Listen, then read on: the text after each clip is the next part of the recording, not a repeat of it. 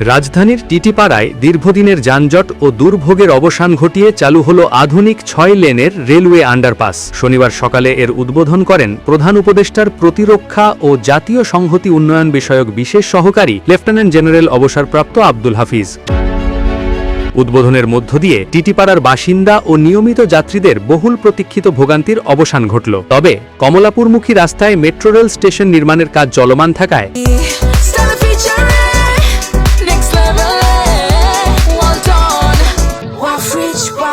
আন্ডারপাসের সম্পূর্ণ সুফল পেতে কিছুটা সময় লাগবে বলে জানিয়েছে সংশ্লিষ্ট কর্তৃপক্ষ।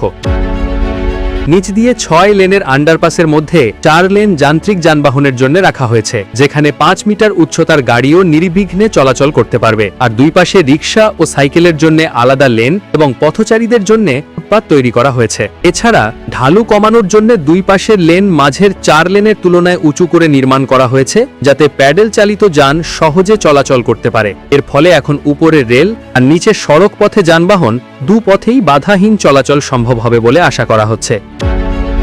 নিউজ ডেস্ক, আজকের খবর 24 BD।